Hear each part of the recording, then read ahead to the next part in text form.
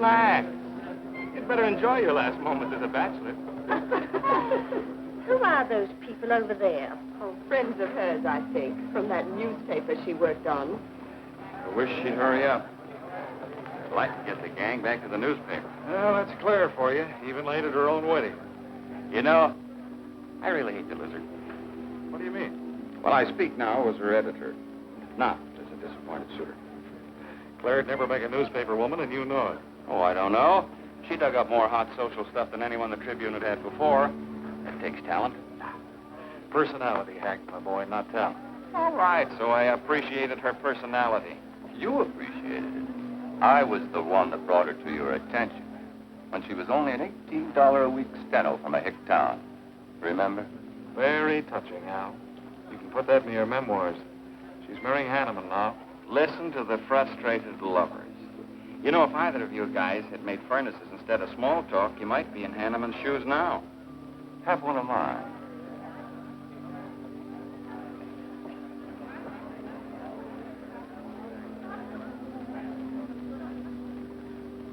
We do have memories, don't we, Les?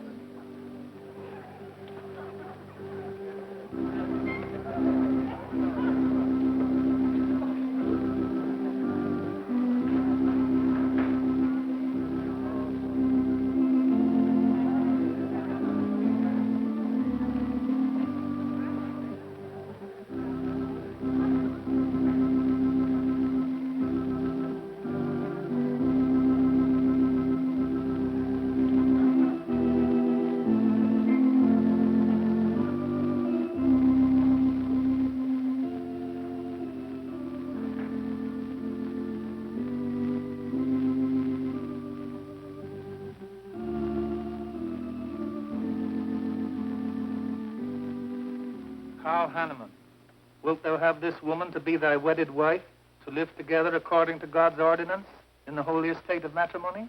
I will. Claire Cummings, wilt thou have this man to be thy wedded husband, to live together according to God's ordinance in the holy estate of matrimony? I will. I now pronounce you man and wife. You may kiss the bride.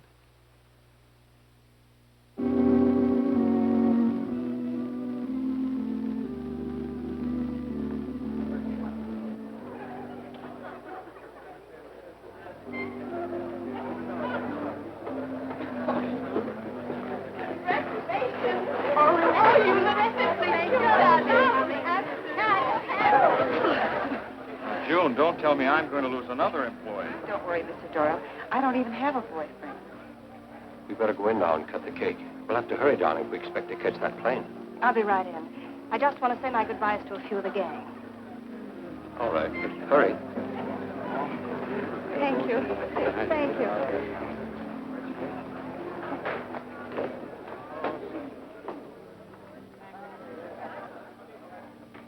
Guess who? Why did you come out here? Because I love you. Because you love me. Claire, you're crazy. Don't you know what those words meant in there? Let no man put asunder. No one can put us asunder less, you and me. Oh, I never could figure you out. Except that... well, you make everything add up to spell Claire, don't you? Now, darling. You're even getting a sadistic kick out of having me at your wedding. Me and the others. But there are no others. Only you. I'll think about you on my honeymoon. I'll write you. Miss me less. I know you're going to be very happy. I beg your pardon. Thank you. I'm ready with my cameras, Mr. Hanneman.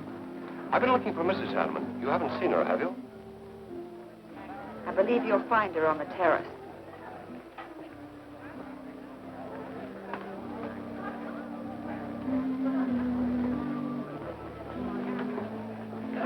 Carl, why aren't you entertaining the guests? I've been waiting for you, my dear.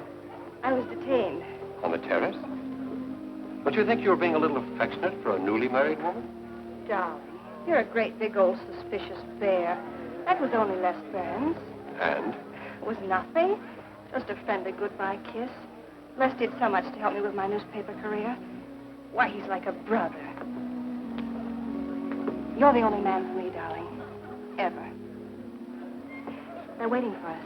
Shall we cut the cake?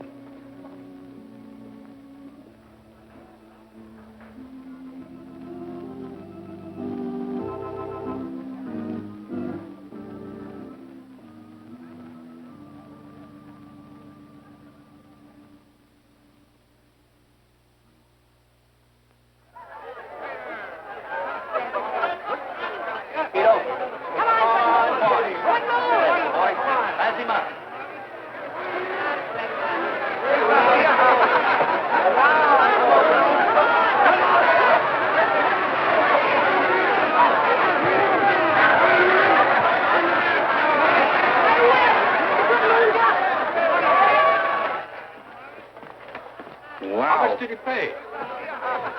$10.80. $10.80 for two. That's not bad. I win $540. Claire, you mean to say you bet $100 on that horse to win? Of course. In these places, you have to spend money to make money. You see now. I put $500 in the second race, high heels. Come on. Wait. That's being foolish. You're only out $100 if I do lose. It isn't the money. It's the principle of the thing. Principle? Carl, I don't understand you. With all you have. I've worked hard for what I have. Oh, I don't mean to be a tightwad. A little bet for fun is all right. But I have too much respect for money to throw it away on horses. Of course you're right. It was foolish of me to bet so much. Forgive me. Of course. Now, excuse me, I want to go cash these in.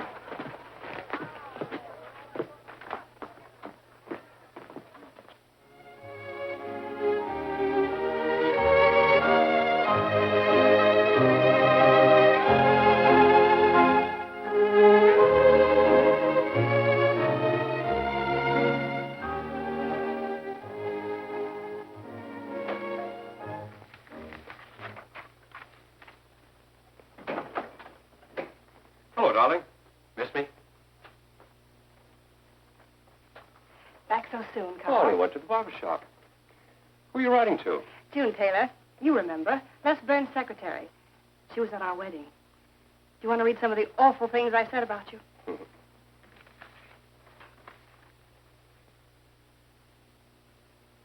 It's hard for me to believe that I'm so lucky as to have a woman like you in love with me. It's true, darling. Every word of it. I'm sorry, Claire.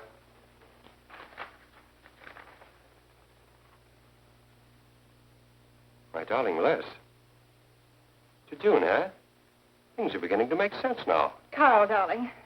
So that was a goodbye kiss you gave Les Burns. Well, Well, what do you want me to say? nothing. There's nothing you can say, I guess. I'm only glad I found out about it now. Carl, what are you going to do? I'm going back to San Francisco. We're through.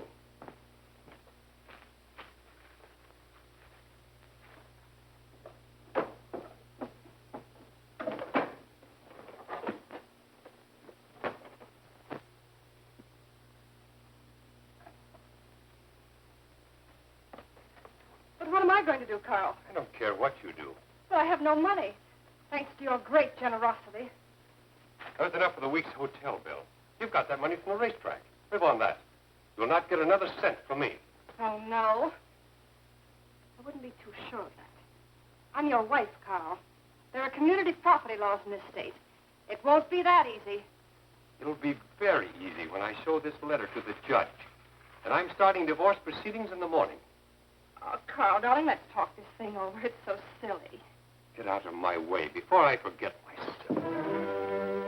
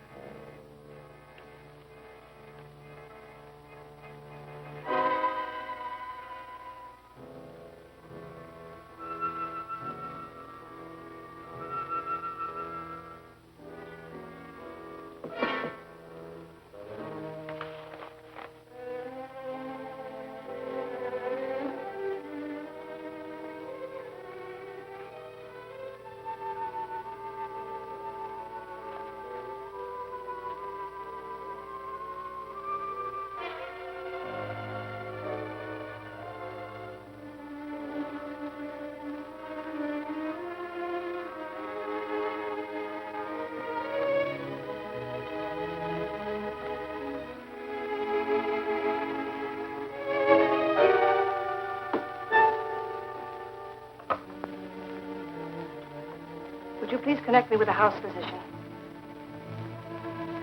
Hello, Dr. Hastings?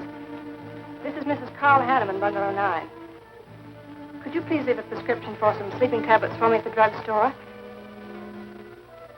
I'll be needing them right away. I'm turning in early. No, that won't be necessary. I'm going out for a bite to eat, and I'll pick them up later. Thank you.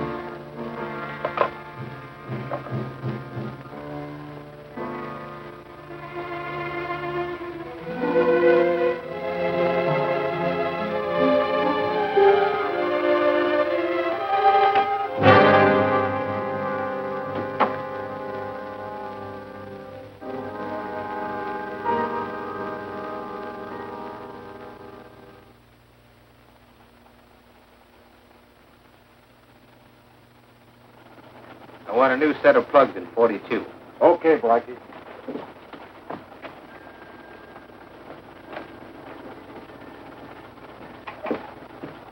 Are you Mr. Tellen? Yeah. I must reach San Francisco by tonight. I want to be back by morning. Can you make it? I can make it up and back if If what? this weather holds out and my fee is big enough. How much will it cost? $400.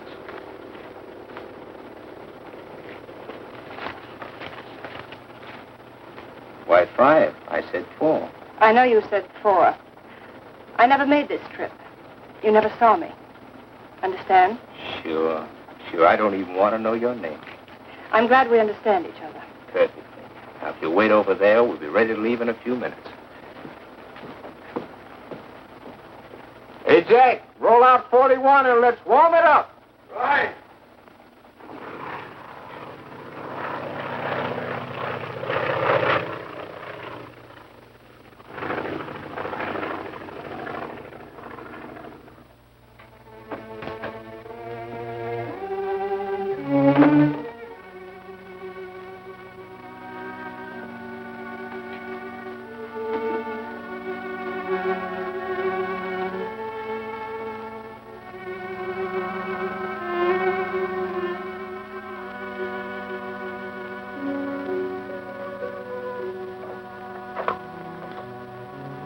Room service, please. Hello? This is Mrs. Carl Hanneman, Bungalow 9. Would you please send a waiter over with the menu? Thank you.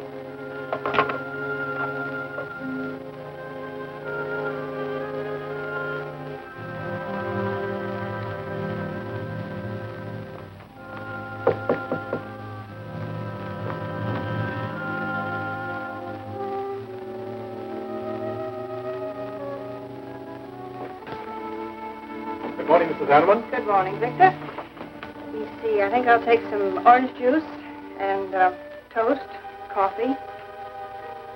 That'll be all.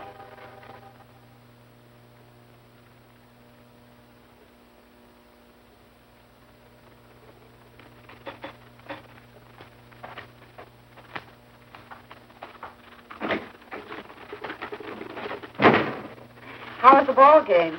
That was no ball game. It was a track meet. 12-0. This all the mail today? Yes. By the way, I meant to ask you sooner, but I'm going to have a little dinner party tonight for a couple I know. You're invited if you're not doing anything. Well, sure. What's the occasion? They're going to be married soon. They're awfully nice kids. Married. And the trouble will really start. Mr. Burns' office. Long distance calling. It's Mrs. Hanneman. Hello, Claire. Hello, Les. I'm so glad I caught you at the office. How's the honeymoon? It was interrupted. Carl had to go back east yesterday. Business, he said. He wanted me to stay over, wait for him here. But I'm not. I'm coming back to San Francisco tonight. Do you think that's sensible? Of course not. But I'll see you again. Look, I want you to arrange a plane ticket for me. Reservations are so hard to get at this end. It'll be easy for you. All right, Claire. I'll take care of it tomorrow. Tomorrow won't do. I'm coming home tonight. Okay, I'll wire you back on the time. I know you would help me. Be sure and meet me at the airport. I can hardly wait to see you. Goodbye, Les. Goodbye, Claire. June, get a hold of Hack Doyle. Have him get me a reservation on the 8 o'clock plane out of Los Angeles tonight. It's for Mrs. Hanneman. Are you planning to meet her? Yeah. Oh, I guess I'll have to cancel our dinner party tonight. It doesn't matter. Apparently, Claire can get anything she wants out of anybody at any time. Can't she?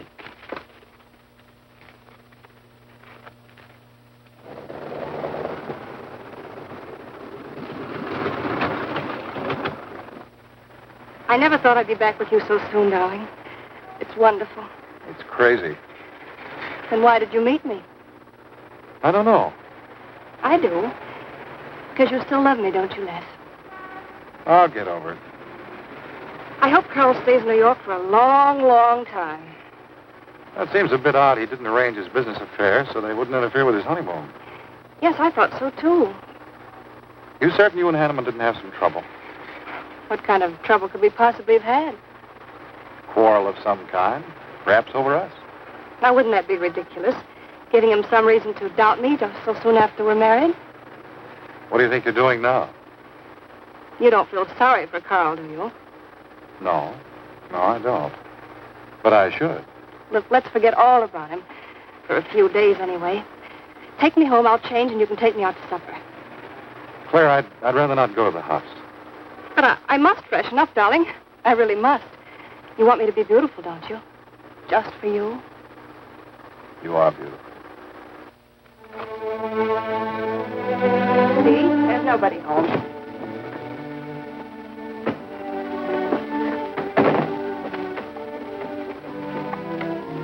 Wait in there, darling. I'll be down in a minute. Come here.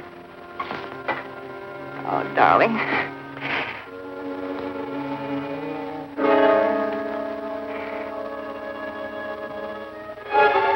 Les, what is it? Stay here.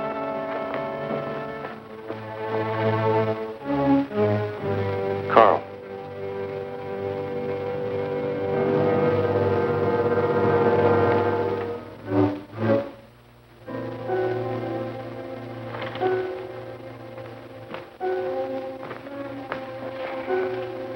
Suicide.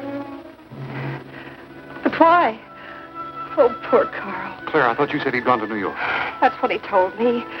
I don't understand it. Why should he do such a terrible thing? You probably know as much about that as anyone. It's going to be one of the first things the police ask you. You can't stay here, darling. I'll take you over to Hack Doyle's. Where's your telephone?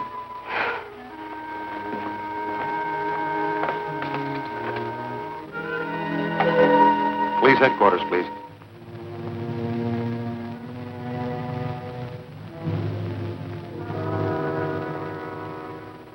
I thought of you and Hack right away, Mamie, and brought her over here. Hope you can put her up for tonight. Oh, of course. You can stay as long as you like, Claire. Thank you, Mimi. You're very kind. It's just too incredible. If he'd had any earthly reason. We were so happy. So very happy. And now there's... Hack, Mhm. Claire's going to stay with us for a few days. Good. Plenty of room. Police are over there now. Murdoch said he'd stop by here later. Sure it was suicide? Fairly sure. The man in Hanneman's position, a beautiful wife and all that money? I don't get it. I don't either.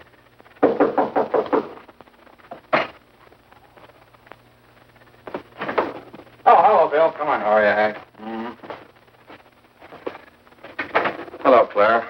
Oh, Bill. Sorry this had to happen to you. Sit down, Captain. How about a cup of coffee? Thanks, Miss Doyle. I won't annoy you for long, Claire. Just a few questions. Routine. You know how it is. Of course. Les gave me most of the details over the phone. Your husband, by the way, has been dead for nearly 24 hours. How did it happen that Burns met you at the airport? He didn't happen to. I phoned him from Los Angeles. How come? Well, I was arriving late and alone. I knew Les would pick me up. Do you have any theory as to why your husband came to San Francisco after telling you he was going to New York? No. I didn't know anything about the business. The gun, of course, was Hanneman's. We checked the serial number. Funny there are no powder burns on the coat. Bill, a suicide doesn't always press a gun against his body. In that case... There would be no powder burns, I know. Do you know of any reason why your husband should have taken his life? No, I don't. Anything wrong with his health? Not that I know of. But that could have been the reason. Had you quarreled? Oh, no. No, we never quarreled. Believe me. Throughout every minute of our married life, we were supremely happy. The entire week, huh? Well, that's all for now. I may want to talk with you again later. Where will you be? Right here with us. Thanks. Bill. Yeah? You, found fingerprints on the gun, of course. I mean, Hanneman's prints. Uh-huh. Clean as a whistle.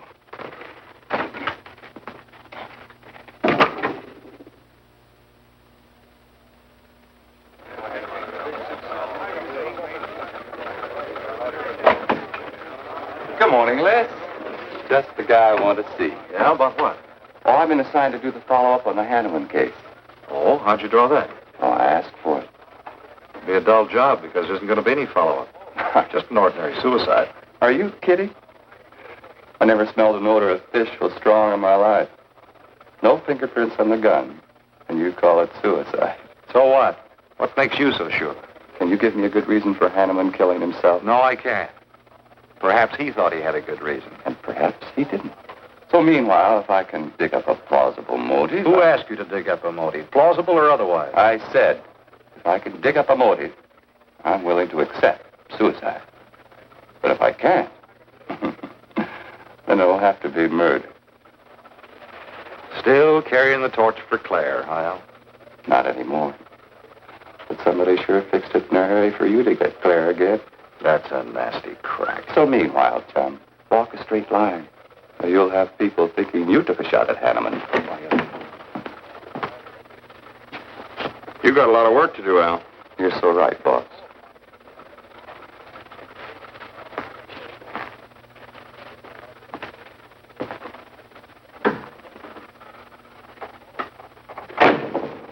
Sorry, Hack. How's Claire taking it this morning? I don't know. She's still asleep when I left. Les, I'm worried about this deal. Police aren't buying any suicide theory. Is that why you put Herrick on the story? Maybe. He might dig up a suicide motive. What's your slant? Well, Hanneman killed himself. Nice try, Hack. You're about as subtle as a punch in the nose. You think Hanneman was murdered, don't you? Maybe I'm protecting someone. It's possible. But I'd like to protect someone if it isn't suicide. Like who? Like you. Who had a better reason? Hanneman's death meant that you'd get Claire back and $1 million odd bucks. That makes sense to a lot of imaginative characters around this town. I don't believe it for 1 second. But I still think it's safer to sell the suicide theory if Harry can dig it up.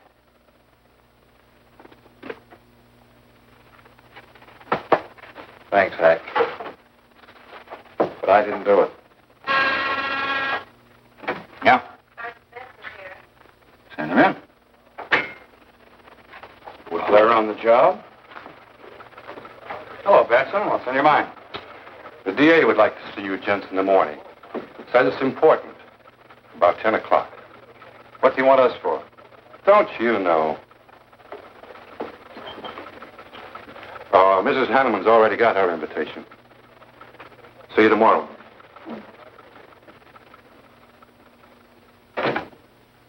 You're certain Mr. Burns has the position you and Mrs. Hanneman found her husband? That's right.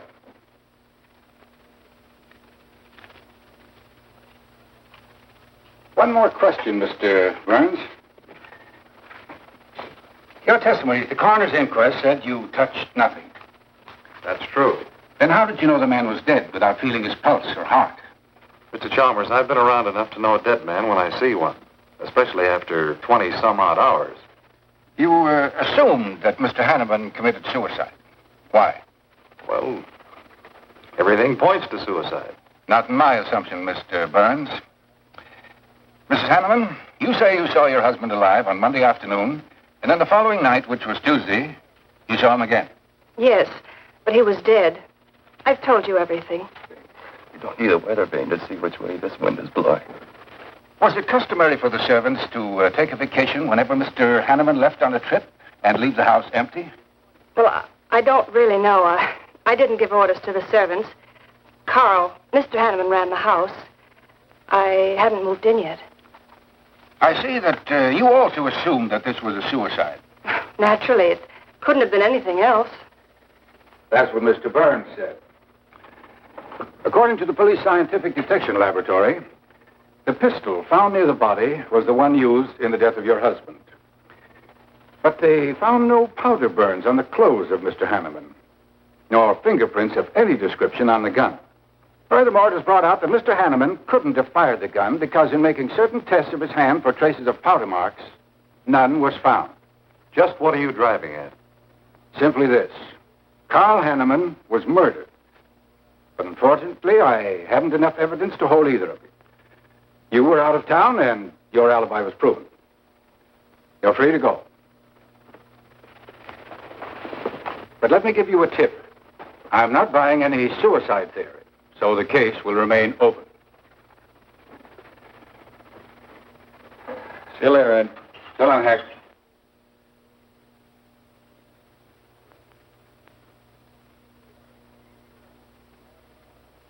Eric really revels in pouring it on. Well, it's news. Nobody's been hurt. Yet. By person or persons unknown. Could have been worse. The DA certainly tried hard to tag it on somebody. Tell me, Hack, do you think that Claire could have shot her husband in some way? No. She was in Los Angeles the night he was killed. DA couldn't shake that, and...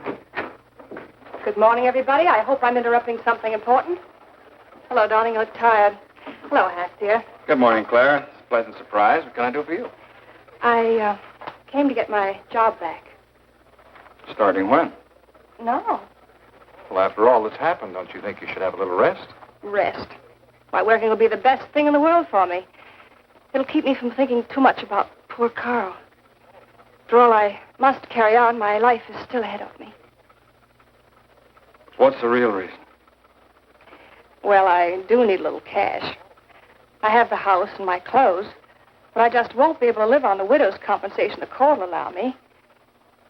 You wouldn't want me to have to sell my clothes in order to eat, would you? Oh, no. After all, I've made other arrangements about your column. Beth Warnock's taking it over. You are still the boss, Hack. Les, darling, wait outside for me. I'll be out as soon as I've had a heart-to-heart talk with Hack. I know. You might as well say yes, Hack. I've had these heart-to-heart talks.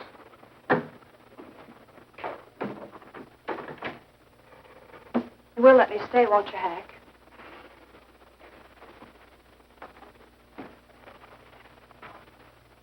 Yes, but I was hoping you wouldn't ask it. You are a darling. Listen, Claire, you stick to the job and no playing around. There's enough trouble here now without you adding to it. I don't know why you talk like that. I'm serious about it, Hack. I'll work hard. For your sake, I hope you do. You are a dear. See you later.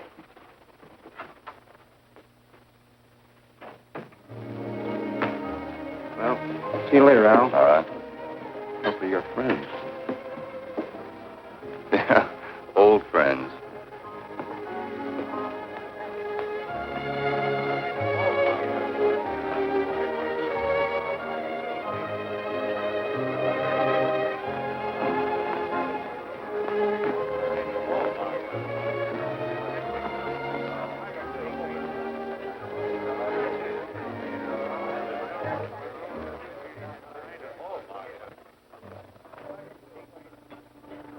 Two martinis, please. Chicken salad? Fine. Chicken salad for two. And coffee.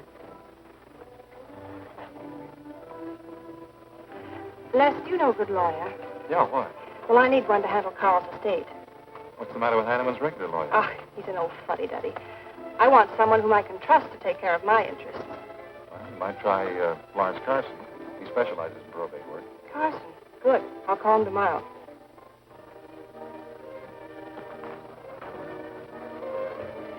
Do I know that man over there? You should. It's Stanley Mason. Our paper's backing him for Congress. Of course. Why, the pictures on his campaign posters don't do him justice. You know, I never could figure that guy. Every time I see him, he's with a different girl.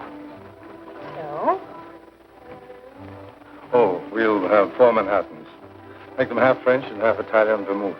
We'll order later. I'll look after him personally, Mr. Mason. Thank you. Stanley, isn't that Hanneman woman over there? Yes, she's very attractive, isn't she? Well, if she likes the type. Why wouldn't he be a good man to handle the estate? No. He's too tied up with his election campaign. What are his chances, Les? I'm going to Washington. Pretty good. Why? That makes him important. I've got to have someone with influence. He looks like the kind of a man who could get things done quickly. Capable enough, I suppose. Probably make a good representative. Personally, I just don't go for him. I want you to introduce me to him. You can do better. Oh, darling, don't be stubborn. I want to meet him. When you want something, you want it right now, don't you? You know what I really want, Les. I know. A fine old name like Hanneman, carload of dollars, social position, the tops. You're forgetting the most important thing. Am I? You see, that's just the frame.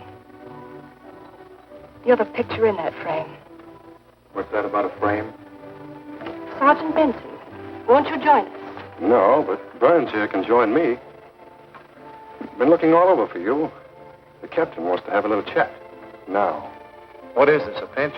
No, just an interview. It won't take long. It's too bad you couldn't have found me at 10 o'clock this morning. I was in a dentist's chair.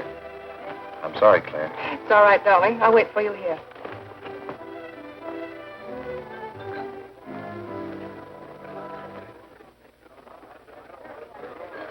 Violet.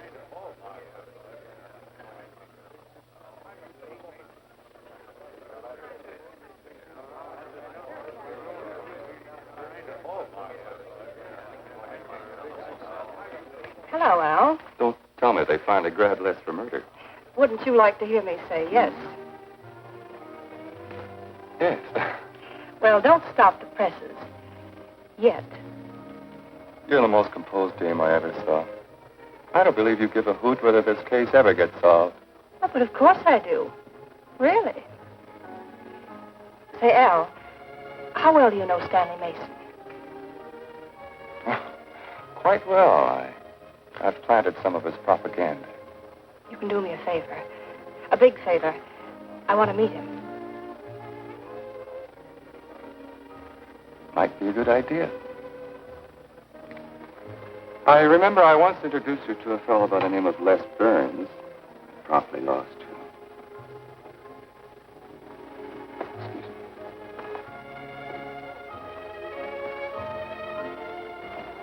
Stan. How are you? Well, hello, Al. Say, I have a young lady over here I'd like to meet you. Just take a minute. Well, all right. Excuse me? Excuse me. Claire, this is Stanley Mason. Mrs. Hanneman. I'm so glad to meet you, Mr. Mason. How do you do, Mrs. Hanneman? Won't you sit down? Sorry, I can stay but a minute. I know you think me rather forward, but being an attorney, you can understand my predicament. I'm desperately in need of someone to administer my late husband's affairs. I thought perhaps you could help me. Well, I hadn't intended on taking on any more work this summer. My campaign requires so much attention. However, supposing you come to my office at, say, 4 o'clock, we can at least talk it over. Oh, thank you. I would appreciate it. Here's the address.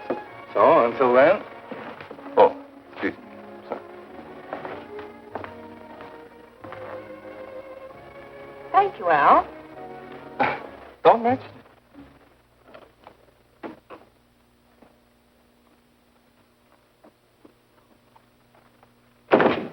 I found him, Cap. Right where I expected. With a grief-stricken widow.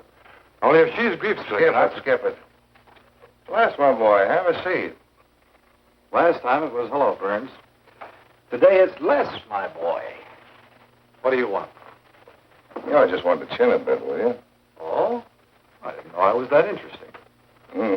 You live out in the Hanneman neighborhood, don't you? No, and you know it.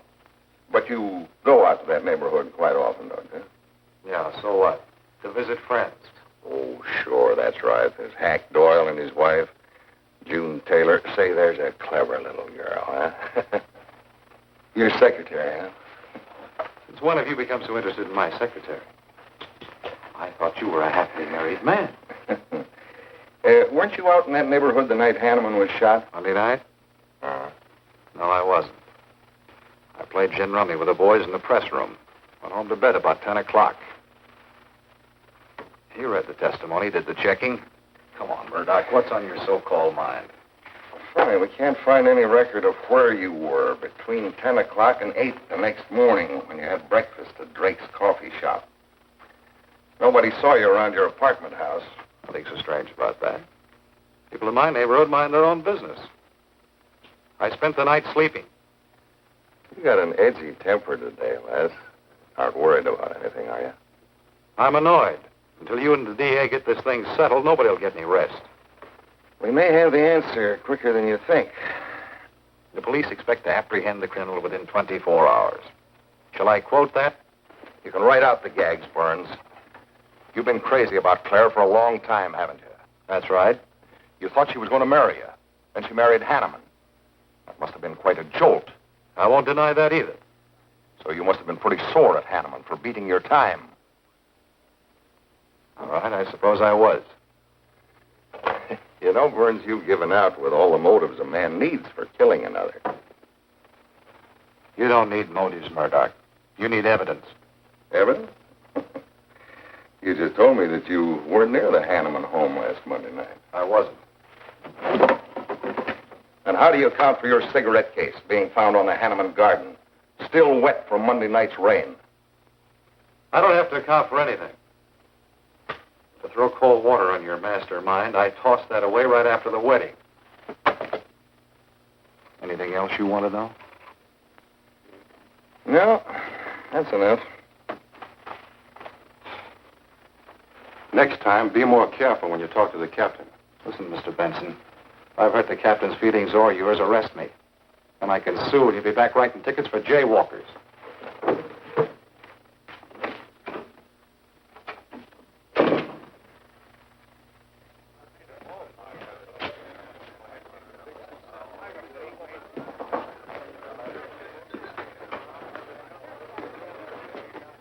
You rent that stool by the month? Well, Lefty. Where's Claire? Oh, Claire isn't here. She had an appointment. Did she go back to the paper? No, about this time, she should be walking into the inner sanctum of that courageous and fearless champion of the people's rights. That distinguished candidate for the Congress of these United States. Mr. Stanley Mason. You sound like you're on Stanley's payroll. Mm-hmm. I introduced him. You seem to have a talent for that sort of thing. Thank you. I believe that's all the information I need, Mrs. Hanneman. I can't possibly find words to express my gratitude, and you're consenting to help me. Oh, believe me, it's a pleasure. A little pressure in the right places should settle the matter quickly for you. Thank you again, and good luck in the election. Oh, thank you. I suppose you'll be leaving for Washington immediately if you do win. Yes, if I win. You will. I know you will. Well, I really must be going. Oh, can't I drop you off somewhere? I'm sorry. Not this evening. Mr. Burns is taking me home. He's the gentleman you saw me with today. I'll call you tomorrow. Perhaps we can have dinner and talk some more about your problems. Splendid. Goodbye.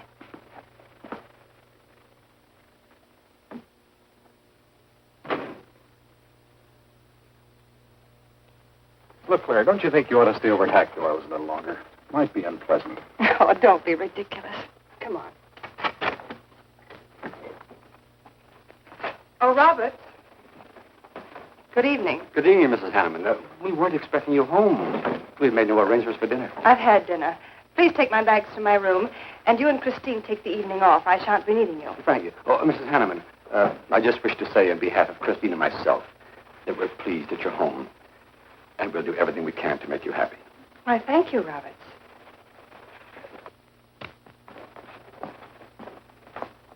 Well, come in, darling. You aren't afraid of Carl's ghost, are you?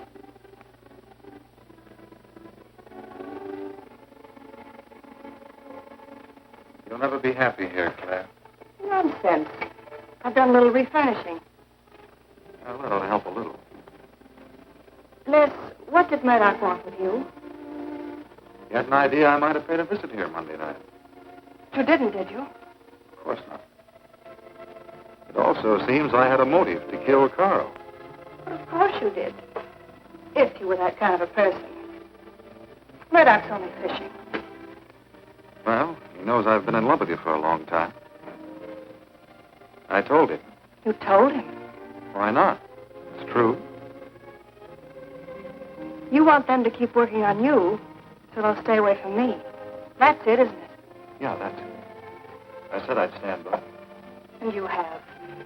And I love you the more for it. You know I do love you, don't you, darling? I think you do, Claire.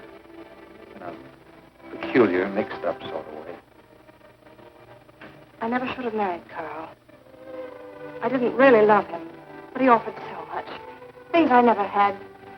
But that's all over now. No, it's not over. It won't be until they find his murder. They will. And there'll be nothing to keep us apart again. Ever. Claire, if I could only sell myself on that. You've got to, Les. You've got to.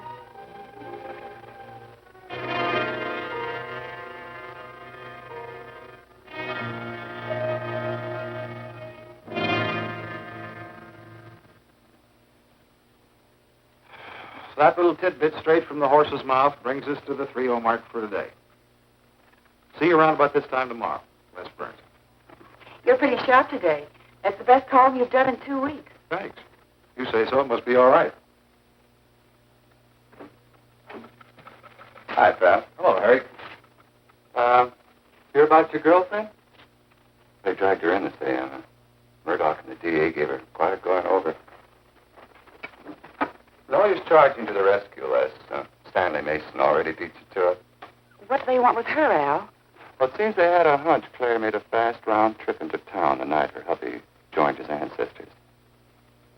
Seems they thought her alibi about being in L.A. the whole time was the bunk. Oh, that's ridiculous. What is it?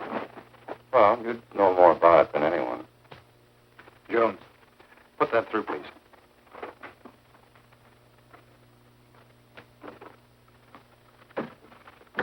Okay, Al. You're so much smarter than Murdoch. Spill it. Well, I'm not saying I'm smarter, but I do know Claire better than he does. And I know you. Meaning what? Claire never lost any interest in you before, during, or after her marriage. That doesn't prove it happened. With all that warmth in its face, this whole thing could have been planned weeks ago by both of you. I'm fed up with your dirty cracks. Now get out! Wait a minute. Look, Junior, one of these days I'm going to be too late and you're not going to have any teeth. Mm-hmm. You're so right, boss.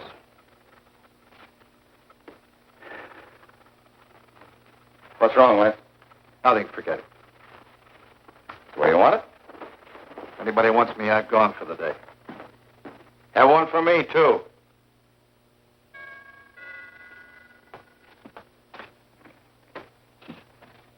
Where's Miss Hanneman? I gotta see her. Is she in? Why, yes. But she's going out. This is important. What's the trouble, Les? Oh, I've been trying to find you all afternoon. You didn't get back to the paper. Where were you? I was with Mr. Mason. We were talking over the estate. Oh. Looks like you got some more talking to do. It's really only business, Les. Come in, but I can only see you for a moment.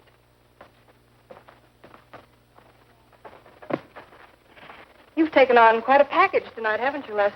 Oh, I've had a few drinks. Sitting over at Renard's. Been thinking things. Crazy things. Not me. Yes, you. Murdoch and the DA asking you all those questions. It's nothing to be disturbed about. Not so sure. Why do you say that? Were you in this room Monday night? What? Why, you know I wasn't.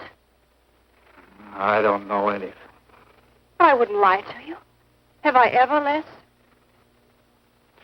Claire, there's only 2 people could have profited by Hanneman's death. I'm one of them. You're the other. Why, how dare you come in here accusing me? You only married Hanneman for this. You've admitted it a dozen times. But I didn't kill him. How can you even think it? I didn't kill him. I didn't say you did. But if you know anything, you've got to tell me. Were you in this room Monday night? No. You might have come in, seen someone. I've got to know. Stop shaking me. Then tell me the truth. Let go of me. I thought you were going to stand by me. Why, you're drunk. I'm only trying to help you and me. Huh. Help me. You're accusing me of murder. How do I know you didn't kill him? You were in town. Claire.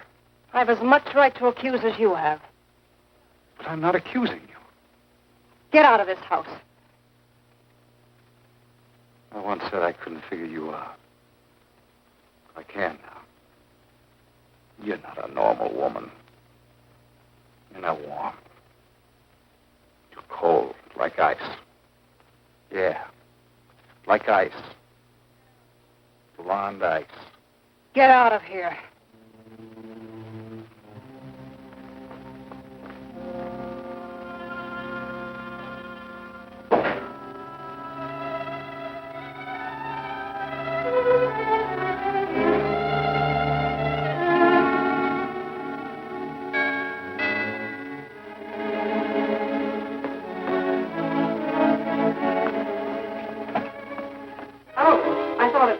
Hello, Mrs. Hanneman. I don't believe I know you. Sure. Sure you do. Let me come in. We can talk better inside. In there. Now, what do you want? Well, I saw your picture in the paper, and I found out who you were. I figured we could make a deal. Deal? I was going to call on you last night, but you had company, and I had to see you alone.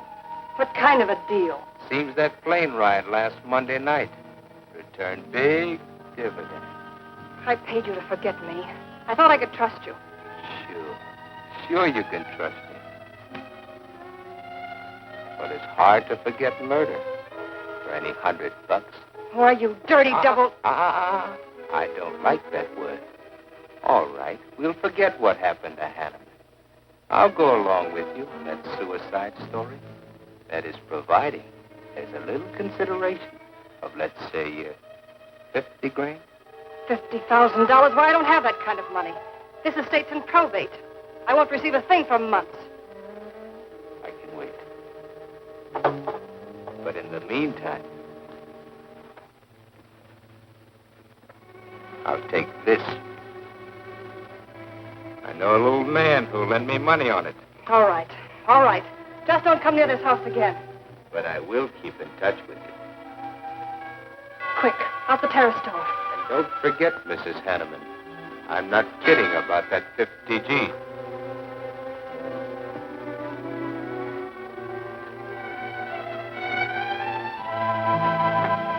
I'll get it, Roberts.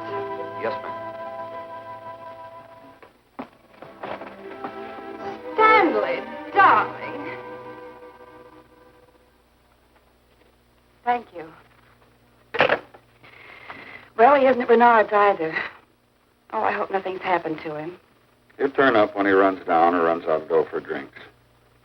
Say, you write his column all by yourself? Somebody had to do it. I hope it's fit to print. It's good. Nice of you to cover for him, too. Do you really think he's all right? Sure. I'll find him later. Don't worry about Les. He's probably getting more poison out of his system than he is into it. I hope.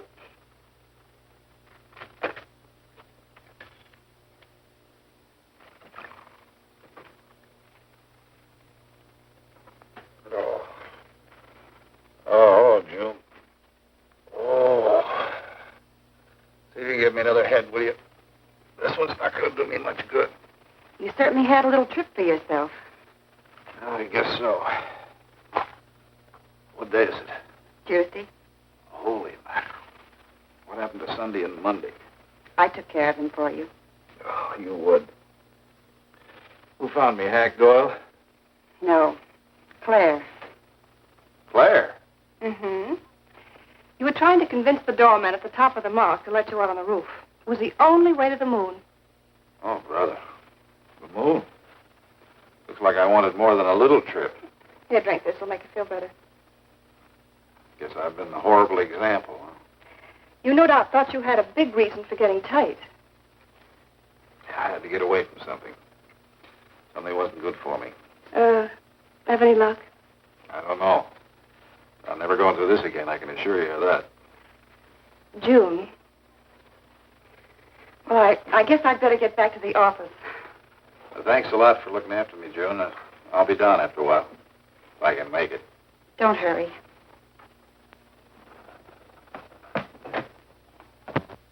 Les, I wonder which hangover you'll recover from first.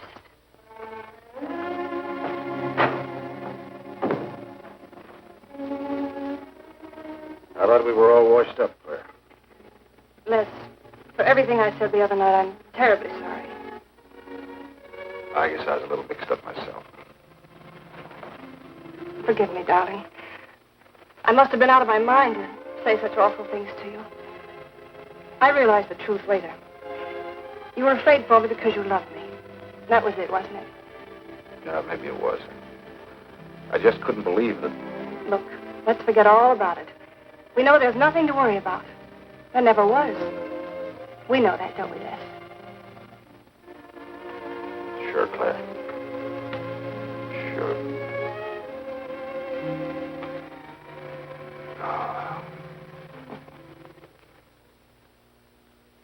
to our new congressman.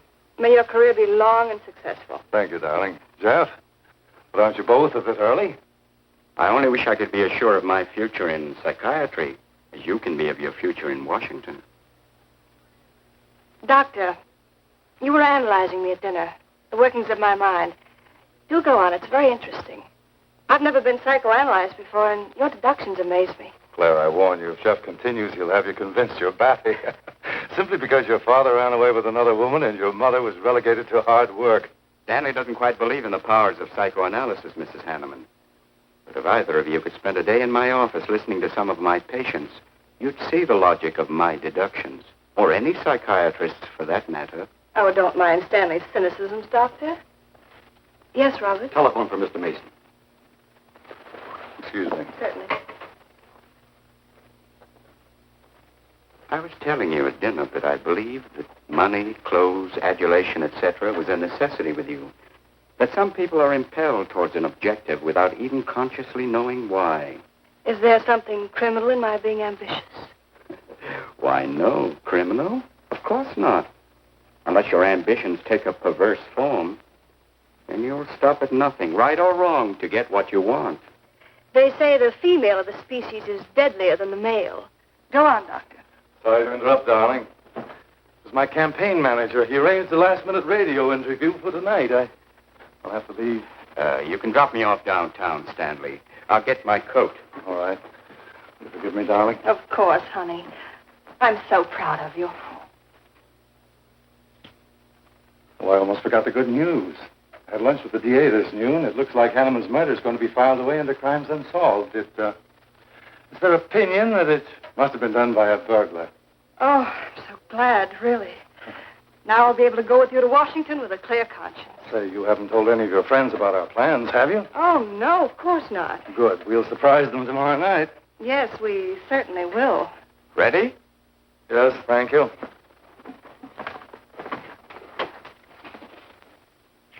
Night, Claire. Good night. Mrs. Hanneman, please don't take my mental probing too seriously. You're a very charming hostess. So don't worry. I never worry. Good night. Good night.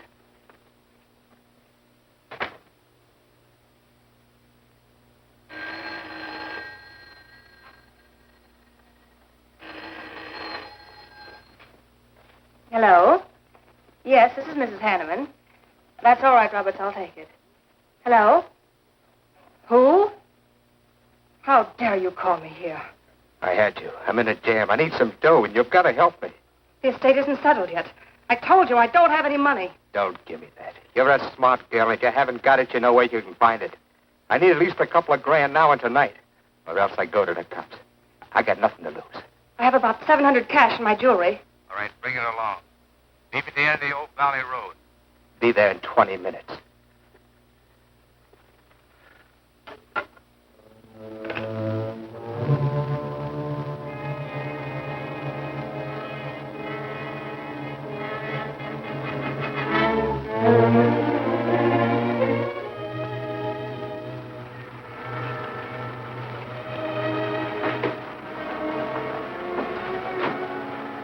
Did anybody follow you?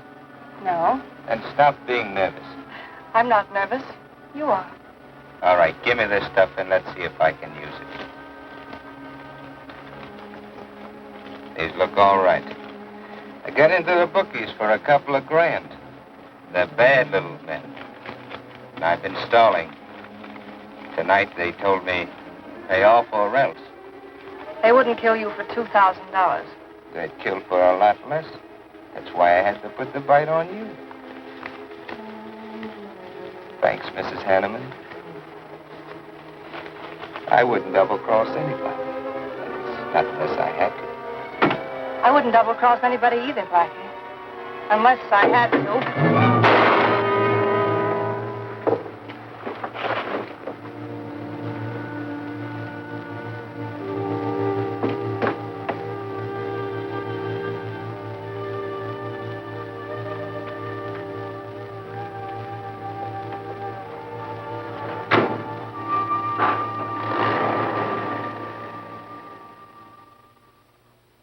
First returns have been received from the 12th precinct. Mason 311, Jeffers 282, and Allen 91. That just about cinches it. If I can do that well in the 10th, I can carry them all. My gratitude, Doyle. Without your paper in back of me, I wouldn't have had a chance. Think nothing of it, Mr. Mason. We're glad we backed the right man. Well, it looks like you're in, Mr. Mason. Congratulations.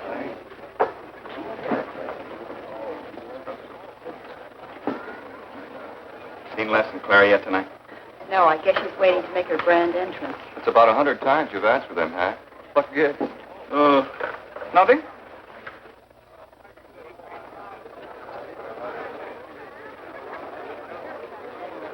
Mr. Doyle, looks like we have a new congressman. Yes, it does. I'm sure he's going to be a good one. I hope so. We backed him.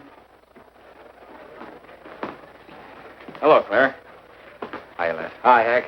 Well, good evening, Claire. You look stunning, as usual. Thank you, Stanley. Oh, hello, Les. Thanks for being Claire for me. Big night, huh? Third place is Jeffers with 162, Allen with 142, and Mason 300 even. That's how big it is. Come on, Claire. I want you to meet some folks. You'll find drinks in there. Look, Les, there's something on my mind. I want to tell you about it. You better have a drink first. Sure.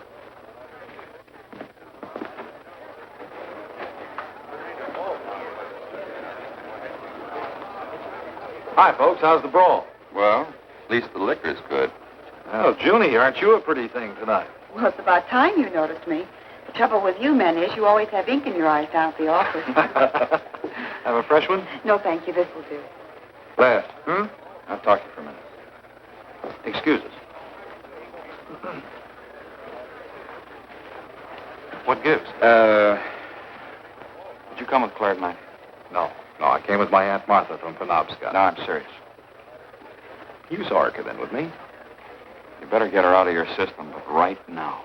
What are you talking about? Things are fine with us now. She couldn't be sweeter.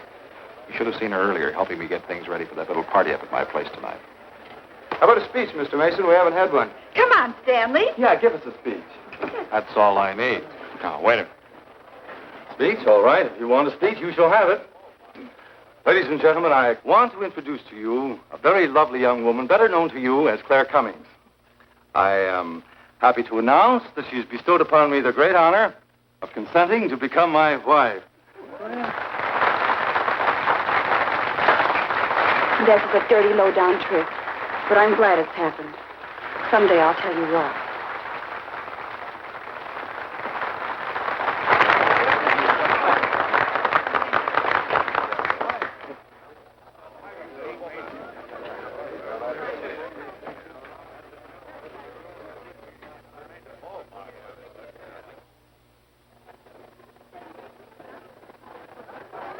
All the best in the world, my dear. That was quite a speech you made, Stanley. Surprised, Jeffrey?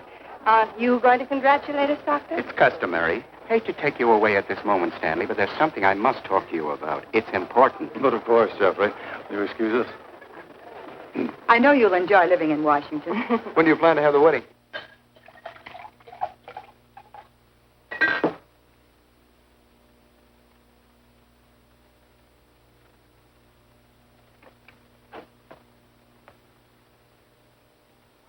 Don't look at me like that, darling. What are you doing here? I wanted to see you alone. Sure, not a husband in sight. Dead or alive.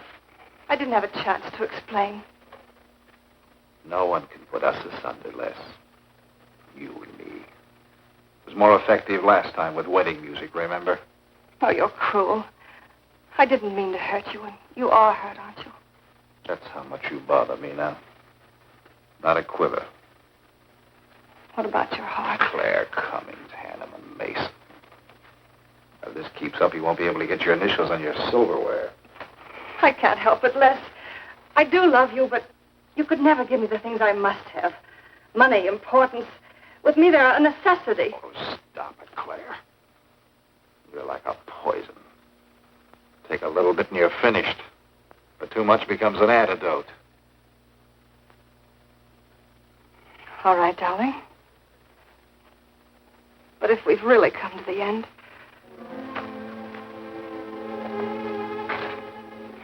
Stanley.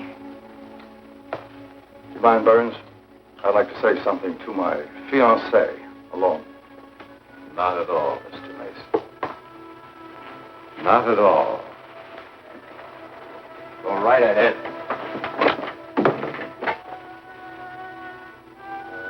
The congratulations are hardly over before I find you in the arms of your old sweetheart. That was a stupid remark. I had to say something to him, didn't I? So you didn't tell him earlier. You said you were going to? Well, I couldn't find the words. Is that why you're angry? Oh, darling, let's not quarrel. We can do that after we're married. There isn't going to be any marriage. What are you saying? I'm afraid we've made a mistake. You can't mean that. What'll my friends think? I couldn't stand the humiliation. Oh, you'll get over it quickly enough, as quickly as you did your other marriage. Why are you talking this way? What did that phony doctor tell you? That's not important. We've made a mistake. Now let's forget it, shall we? But you can't throw me over. I've looked forward. I've planned. You're taking me to Washington with you. Away from these people, these memories. I've got to go with you, Stanley. No, I'm sorry. It's final. You ought to see a doctor, Claire. A doctor like Jeff. I looked for you at the party after he talked to me. I merely wanted to ask you something. Doyle told me where I'd find you, but I didn't believe him either. But finding you here proves many things. You're not well, Claire. All right. I didn't mean to crack up. At least we could have a farewell drink together. No hard feelings, really. Why don't you fix some for us? I must say you're being regular about it.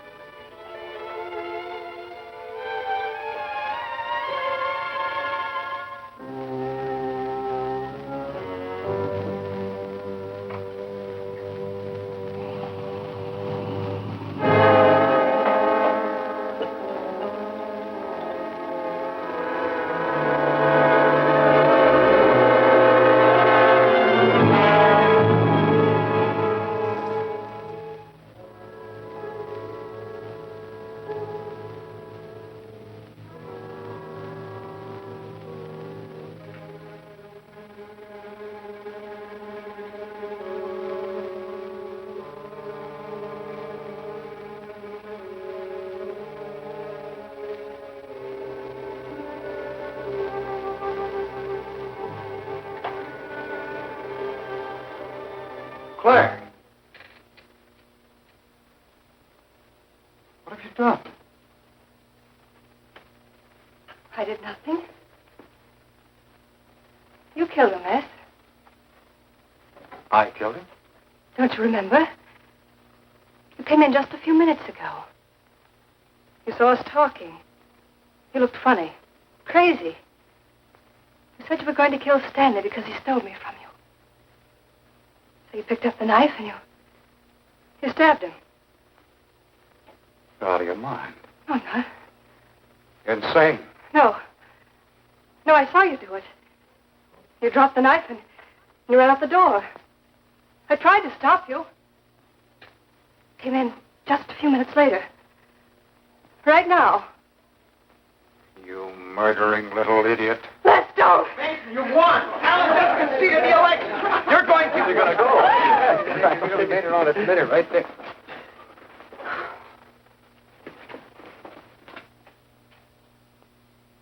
So you see, Doctor, the evidence is really stacked against Les Burns. I and the others feel that he's absolutely innocent. Now, I asked you down here to see if there wasn't something you could do to help us prove Les is innocent and Claire's guilt. Because just as sure as my name is Hack Doyle, she's framed. I agree with you 100%. I am positive that Mrs. Hanneman killed Stanley.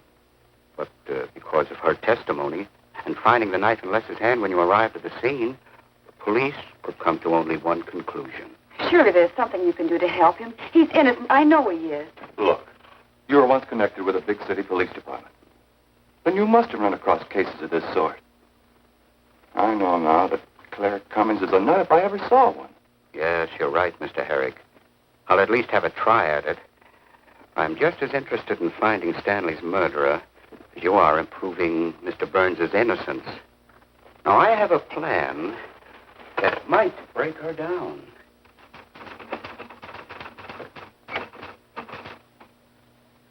Well, good morning, Dr. Clippinger.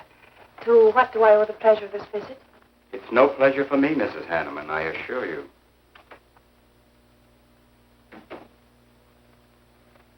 I just came to ask one question. Why did you kill Stanley Mason?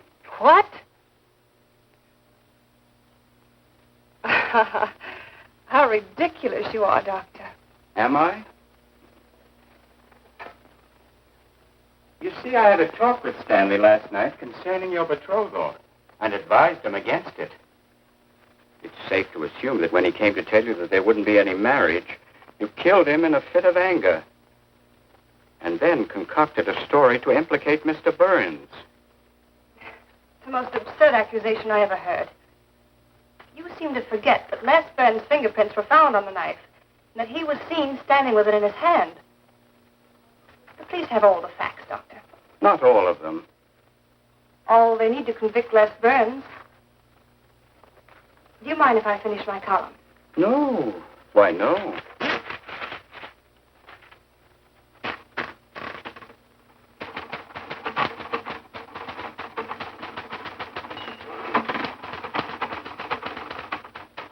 I suppose you'll tell the police I killed Stanley and give them that fantastic story to back up your accusations. It won't sound so fantastic to them, Mrs. Hanneman. I discovered one or two other flaws in your story. They'll laugh at you. It's insane. Absurd. Oh, you're wrong. You see, I've spent my life delving into distorted minds like yours. I worked for the police for many years as a consulting psychiatrist. You sound more like a hypnotist. And I'm quite fed up with your insane theories. Now, Doctor. Looking for something, Hack? Police are on their way. Police? What for?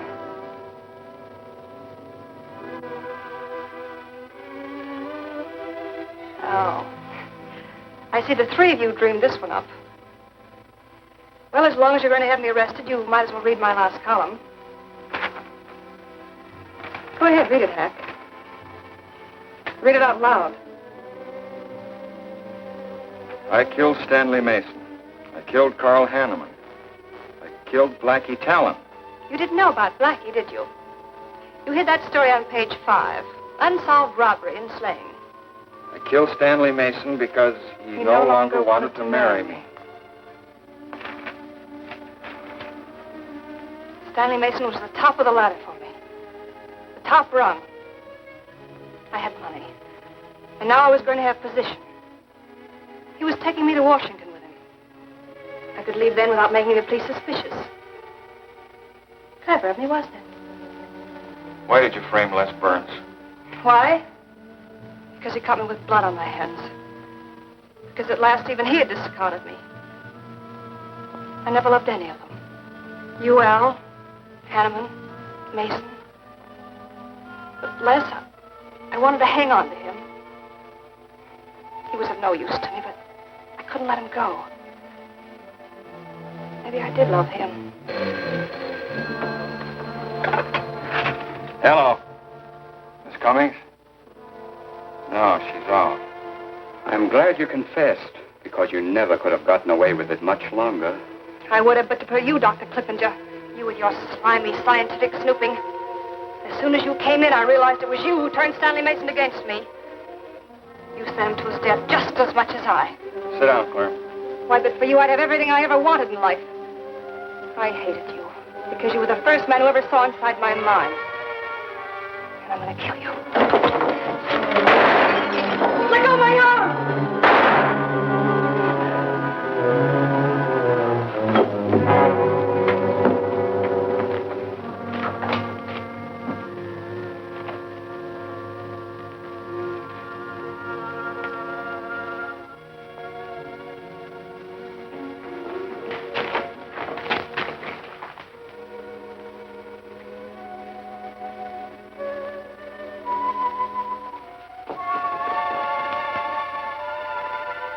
You were a little late, Murdoch.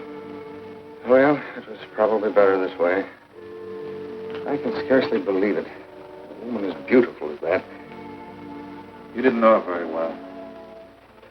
None of us really knew her very well.